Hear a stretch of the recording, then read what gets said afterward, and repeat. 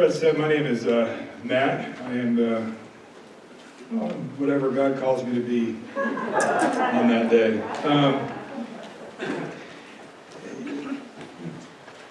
I am encouraged. I love preaching on parables because of the many layers that are in a parable. You know, you can look at it at the surface and you can say, well, okay, Jesus, I know exactly what you're talking about, but then you can completely turn it and it's in a completely different direction because Jesus obviously knows more than we do because he's God. So if you could turn to me to Matthew 25.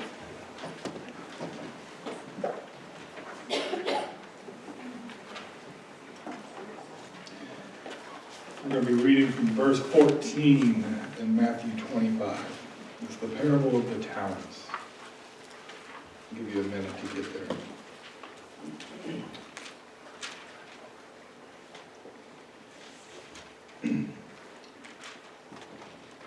For it will be like a man going on a journey who called his servants to entrust to them his property. To one he gave 5 talents, to another 2, to another 1, to each according to his ability. Then he went away. He who had received 5 talents went at once and traded with them, and he made 5 talents more. So also, he who had 2 talents made 2 talents more. But he who had received the 1 talent went and dug it in the ground and hid his master's money. Now after a long time, the master of those servants came and settled the accounts with them. And he who had received the 5 talents came forward, bringing 5 talents more, saying, Master, you delivered me 5 talents. Here I am made 5 talents more. His master said to him, Well done, good and faithful servant. Enter into the joy of your master. And he also, who had the 2 talents, came forward, saying, Master, you delivered me 2 talents. Here I have made 2 talents more. His master said to him, Well done, good and faithful servant.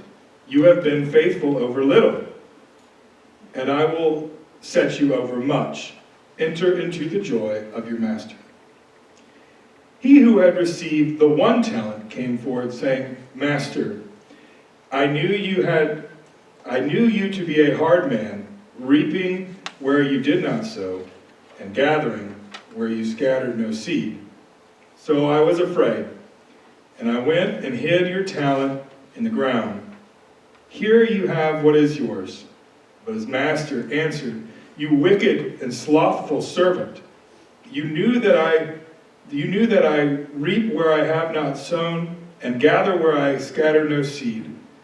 Then you ought to have invested my money with the bankers, and at my coming I should have received what is mine with interest.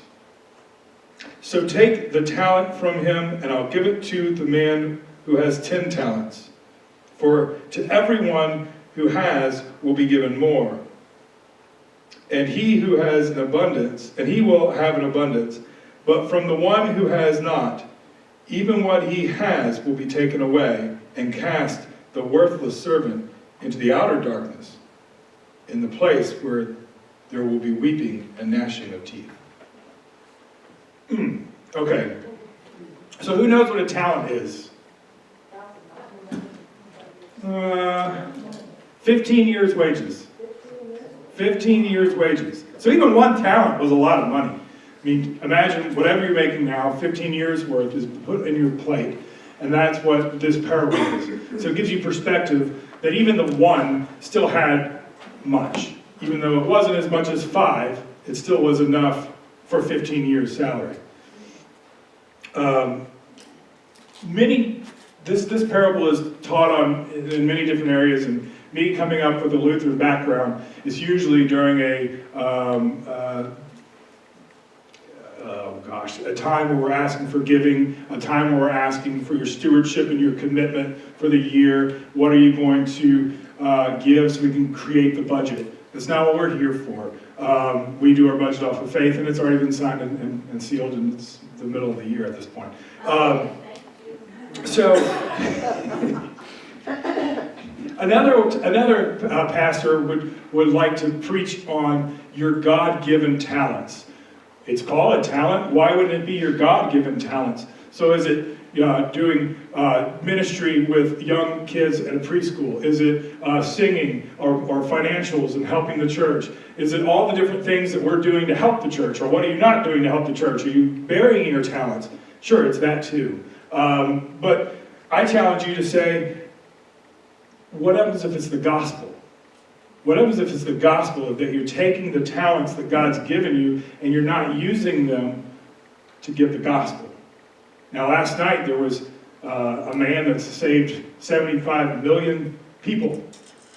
How many have you saved? Is it 75 million?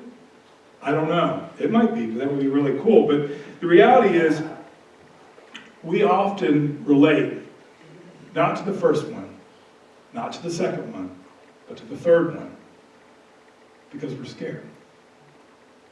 Because we might, if we look at it on the financial side, we might be afraid to risk our money and giving it to God, because the world has told us that we needed to have much in our savings account and our retirement so we can enjoy our lives and be able to go on all the cruises and trips and all the things we want to do when we retire.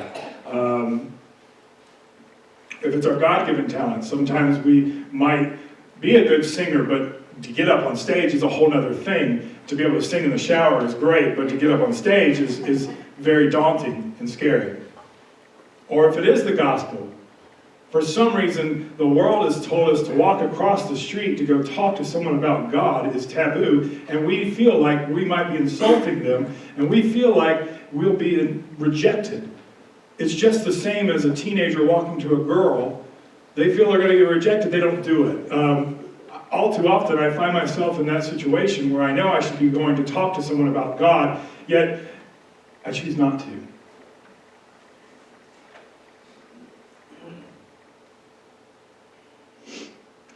How many have seen the movie The Good Dinosaur? Now, none of the youth can raise their hand. I did show it at the lock-in, but it was only me and Leg that watched it. But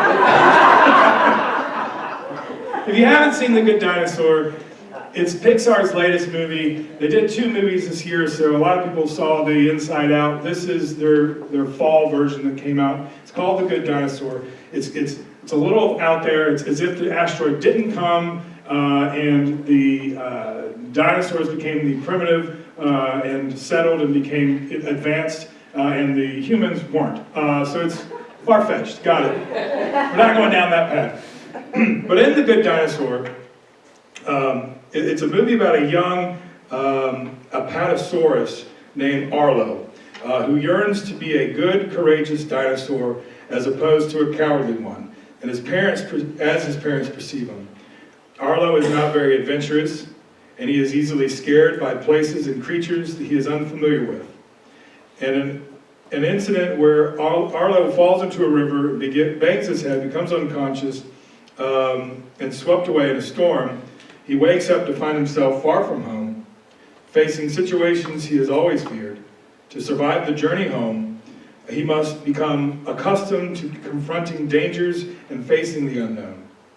And though an encounter with a tiny human-like creature named Spot, Arlo learns to relate to someone very different from himself and work together to overcome challenges. There's one part where Arlo's father is called Papa. And Papa wants Arlo to be brave. So he creates a grain silo, and when he built it, he said he had earned his mark. And he stuck his hand in the mud and put a print on the stone. And he told him that everyone in the family can earn their mark. Arlo wanted to earn his mark so bad, but he was too afraid to do it. We've skipped through slide 1, so put up slide 2 if you can. This is what Papa said to Arlo. Says, sometimes you got to get through your fear to see the beauty on the other side. See, Arlo was afraid. He wanted to make his mark. Papa took him out for a journey. Said, all right, go out into that field by yourself. And Arlo did. And our bug landed on Arlo's nose and it scared him. But Papa was behind him, comforting him, and blew onto the bug. And the bug was a lightning bug. When Arlo got past his fear of walking out into the field, there was thousands of lightning bugs. And it was this beautiful scene, moving scene, and of a relationship with a father and a son, or a father and a daughter challenging someone to go do something above themselves. And he went, and it was great. They danced in the field, and it was a great, great scene. How often are we like that, where God is calling us to go out into a field, but we're too afraid? And all it was a lightning bug, and it was actually something beautiful. Go to the next slide. Go back. Nope. Nope. One more. Should be 4. Oh, then 1. Sorry. Nope. Anyways, all right. About making your mark, but we'll go. I'll read you the quote. It says, "You got to earn yourself." Yes. You got to earn your mark by doing something big, something bigger than yourself. All too often, we are taught in this world that it's all about me.